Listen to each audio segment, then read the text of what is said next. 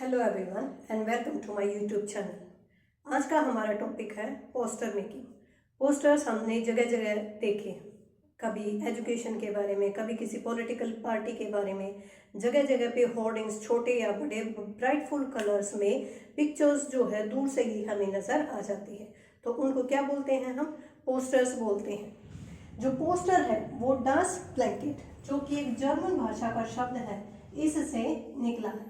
Dance placket जिसको translate करते हैं तो उसका मीनिंग निकलता है पोस्टर। पोस्टर जो पुराने ज़माने में जो पोस्टर्स हुआ करते थे वो मोस्टली सिर्फ पिक्चर्स ही उनमें हुआ करती थी। जैसे मान लो कॉन्सर्ट का है या फिर किसी का मूवी के बारे में बता रखा है पोस्टर, तो उसमें मोस्टली जो है पिक्चर्स ही हुआ करती थी। लेकिन जो आज के ज़माने के जैसे ब्राइटफुल कलर्स है, फ़ॉन्ट स्टाइल है, जो गैप है उसमें, मतलब जो मॉडर्न ज़माने के जो हम आजकल पोस्टर्स देखते हैं वो शुरू हुए थे 1866 में। जूल्स शेरेट जो कि एक फ्रेंच लिथोग्राफर थे, उन्होंने जो है पोस्टर मेकिंग की ये जो आर्ट थी इसको शुरू किया था, जो मॉडर्न आर्ट है। ये लिथोग्राफ जो है PYQ है, इसीलिए मैंने इसमें ऐड कर लिया है। लिथोग्राफर कौन होता है? लिथोग्राफी होता है it is use to print text और इमेजेस ऑन टू पेपर और सुटेबल मैटर। याद है हम जब ज्योग्राफी में रिम्स ऑफ अर्थ पढ़ा करते थे, लिथोस्फीयर, हाइड्रोस्फीयर, बायोस्फीयर, एटमोस्फीयर, तो जो लिथोस्फीयर है ये यूनानी वर्ड है और लिथो का मतलब होता है स्टोन और ग्राफ का मतलब होता है लिखा हुआ, मीन्स टू राइट। तो इसका मतलब है कि it is used to print text. इस पर प्रिंट करेंगे, क्या प्रिंट करेंगे? या तो टेक्स्ट या तो इमेजेस, यानी या तो लिखेंगे या तो इमेज बनाएंगे, कोई पिक्चर बनाएंगे। किस पर? ऑन टू पेपर, या तो पेपर के ऊपर या अदर सुटेबल मेटल, या और कोई मेटल है जैसे कि कपड़े के ऊपर है या प्लेट्स के ऊपर है या कुछ इस तरह का। ठीक है, एक मैंने यहाँ पर ये भी ऐड किया है इसमें, ये अगेन एक PYQ है, पोस्टर चाइल्ड। किसी पेपर में आया हुआ है, मुझे ध्यान नहीं कौन से में।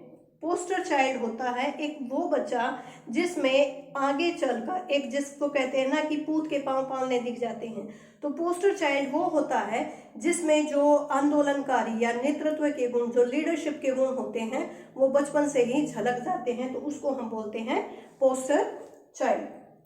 तो टाइप्स ऑफ पोस्टर्स की बात करते हैं। पोस्टर बनाने में जो मटेरियल यूज किया जाता है उसके बेस पर 3 तरह के पोस्टर होते हैं, यानी on the basis of material. सबसे पहले है रोल अप पोस्टर। जो रोल अप पोस्टर होता है वो जो है वाइब्रेंट कैनवस होता है, PVC या पॉलिस्टर से बनाया जाता है। मटेरियल देख के ही आपको लग रहा होगा कि ये ऐसा पोस्टर है जो कि लंबे समय के लिए, लॉन्ग टर्म के लिए बनाया जाता है। जब आप दिल्ली में जाते हैं तो मेट्रो सिटी में, तो वहाँ पर आपने देखा होगा जहाँ पर बस स्टॉप्स हैं, वहाँ पर बस स्टॉप के ऊपर जो है, जो शेड होता है उसके ऊपर बहुत बड़े बड़े, या बिल्डिंग्स होती हैं उनके कोनों पे बहुत बड़े बड़े पोस्टर्स होते हैं। तो क्या वो ऐसे पोस्टर हैं जो 2 या 4 दिन में या बारिश में या धूप में गल जाएंगे? नहीं, वो ऐसे पोस्टर्स होते हैं जो कि लॉन्ग टर्म के लिए उनको बनाया जाता है। कॉस्ट उनकी ज़्यादा होती है बट वो लॉन्ग टर्म के लिए यूज़ किए जाते हैं। PVC या पॉलिस्टर का उसमें यूज़ किया जाता है। इस तरह के पोस्टर्स को बोलते हैं roll up posters. Next is modular poster. जैसे कि आजकल हमारे मॉड्यूलर किचन है ना, उसी से बना है मॉड्यूलर पोस्टर, जो कि पोर्टेबल होता है। पोर्टेबल का मतलब क्या होता है? जिसको हम आसानी से कहीं भी ले जा सकें, एंड इजी टू असेंबल, उसको इकट्ठा करना आसान होता है। जैसे ये छोटे छोटे पोस्टर्स होते हैं, उनको रोल करके हमें कहीं भी लगाना होता है तो हम उसको लगा देते हैं। And the last is digital poster. आज में तो ये बड़े ही फेमस हैं, इनको पोस्टर्स भी कहते हैं क्योंकि इंटरनेट के थ्रू वायरल होते हैं। वीडियोस, एनिमेशंस, GIFs, ये सारे इन्हीं के ही रूप हैं। अब types of posters on the basis of purpose. Purpose यानी उद्देश्य के आधार पर जो पोस्टर्स होते हैं वो कौन से होते हैं? सबसे पहले है सोशल पोस्टर्स। जैसे कोरोना आ गया था तो गवर्नमेंट ने जगह जगह पर कोरोना से बचने के नियम और जो रूल्स थे और पिक्चर दिखा के कोरोना को एक राक्षस सा बना के उसके बाद जो रूल्स लिखे, भाई हमें घरों से नहीं जाना है, हाथ नहीं मिलाना है, दूरी बनाए रखनी है, तो ये सारे पोस्टर्स जो है बनाए थे। इस तरह के पोस्टर्स होते हैं social posters. Next is political posters. जैसे कोई नेता आ रहे हैं शहर में, तो कई दिन पहले जो है उनकी रैली होनी है उस जगह पे, या कोई धर्म गुरु आ रहे हैं, या कोई बहुत ही इम्पोर्टेंट फिगर जो है हमारे शहर में आ रही है, तो उससे रिलेटेड जो पोस्टर्स हैं वो पूरे शहर में लगा दिए जाते हैं। Next is advertising. जब भी कोई प्रोडक्ट होता है, कंपनी उसको प्रमोट करती है, और या कोई ब्रांड है, तो उसके जो जगह जगह जैसे मार्केट में जाते हैं, हमने देखा होगा कि कैंपस के, प्यूमा के, रेड टेप के, रेड चीफ के, तो इनके जो है हमें ब्रांड टिप्स पे क्यों याद है, क्योंकि हम जगह जगह इनकी पिक्चर्स को जो है बना हुआ देखते हैं। And another is event. Event poster क्या होता है, जब भी शहर में कोई कॉन्सर्ट हो रहा है, कॉन्सर्ट क्या होता है, कोई म्यूजिकल इंस्ट्रूमेंट के साथ, या फिर जैसे कोई सिंगर्स हैं वो आ रखे हैं, मान लो अरिजीत सिंह आज कल हमारे शहर में आ रहे हैं, तो उनके जो पोस्टर्स हैं, या फिर रविशंकर, या कोई फेमस जो है म्यूजिशियन या आर्टिस्ट या जादूगर कोई भी हमारे शहर में आ रहा, लाइव शो को हम बोलते हैं कॉन्सर्ट। कोई शोज हो रहे हैं जादू वगैरह के, या फिर फेस्टिवल्स हैं, अभी जैसे दुर्गाष्टमी थी, या नवरात्रि के जो फेस्टिवल्स थे, तो यहाँ पर हमारे यहाँ लगा हुआ था कि जो डांडिया फेस्टिवल था, डांडिया नाइट्स टू नाइट, तो उनको उस डांडिया फेस्टिवल के लिए जो है क्या कर रखा था, पोस्टर बना रखे थे, और all of you are invited, इस तरह से करके वो पोस्टर एक बड़ा ही कलरफुल सा ब्लू कलर का, और उसमें स्टार्स थे, वो बना रखा था। तो पोस्टर्स और भी कई तरह के होते हैं जो कि इंफॉर्मेटिव होते हैं, एजुकेशनल पोस्टर्स भी होते हैं, इंफॉर्मेटिव हमारे पोस्टर्स भी होते हैं। तो चलिए अब बात करते हैं इनके रूल्स के बारे में।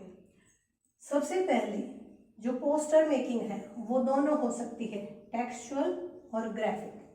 टेक्सचुअल का मतलब है रिटन फॉर्म में, और ग्राफिक मतलब डिज़ाइन यानी ड्राइंग वगैरह, दोनों रूप में हो सकती है।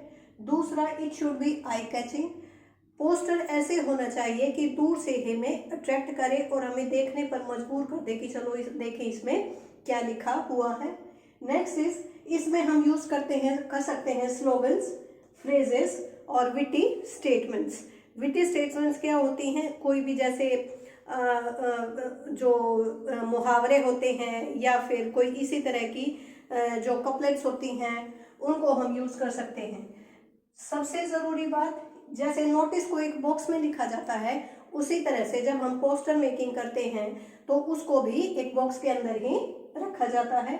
साइज ऑफ लेटर या जो फॉन्ट साइज है वो ना तो ज़्यादा बड़ा होना चाहिए, ना ज़्यादा छोटा होना चाहिए, ना इटैलिक होना चाहिए, ना ऐसा कर्सिव राइटिंग में होना चाहिए कि देखने वाले को या पढ़ने वाले को वो समझ में ना आए क्या लिखा हुआ है। तो जो फॉन्ट साइज है उसका सिलेक्शन करते टाइम बड़ी सावधानी बरतनी चाहिए। नेक्स्ट है ब्राइट। जो ब्राइटनेस है, जो कलर्स उसमें यूज करते हैं वो कॉन्ट्रास्ट कलर्स का यूज करेंगे। जैसे अगर येलो है तो उसके ऊपर डार्क ब्लू से या ब्लैक से या रेड से यूज करेंगे। तो इस तरह के ब्राइट कलर्स का हम यूज कर सकते हैं। उसके बाद है प्रोपोर्शनेट स्पेसिंग।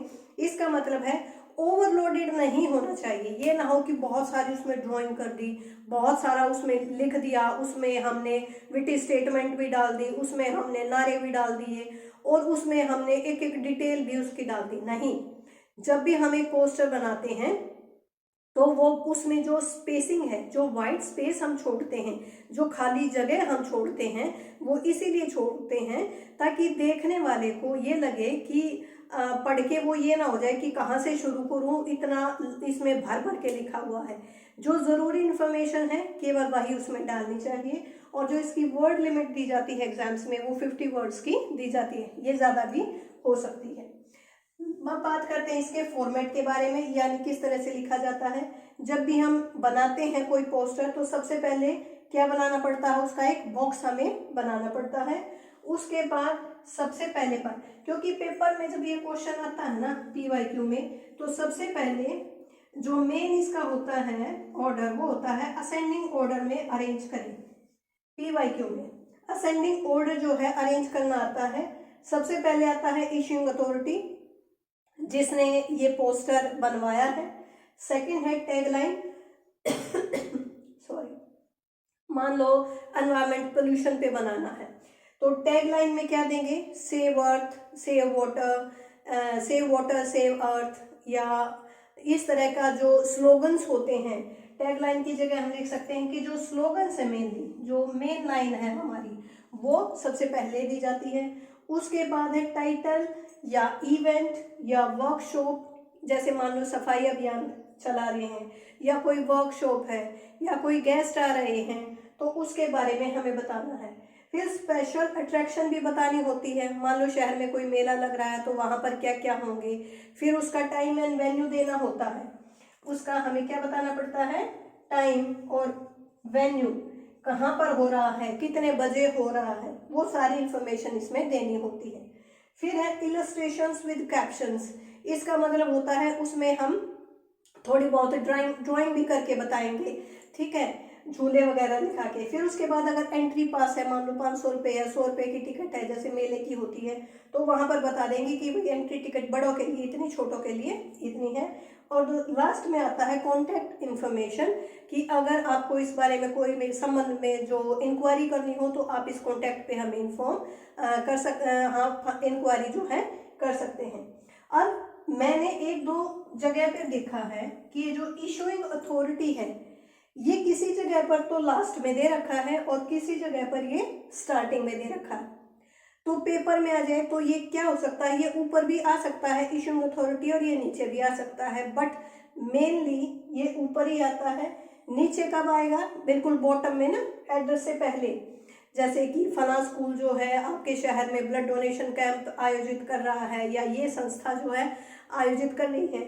लास्ट में कब, तब देंगे जब पर्टिकुलर कोई ऑर्गेनाइजेशन है और वो उस काम को कर रही है और अपनी पब्लिसिटी करना चाहती है तो उसकी इंफॉर्मेशन कहाँ दी जाती है, जो लास्ट की हेडिंग है हमारी कॉन्टैक्ट इंफॉर्मेशन, इनके साथ में ही वो रखा जाता है। तो आज की वीडियो में इतना ही, मिलते हैं नेक्स्ट वीडियो में। Thank you.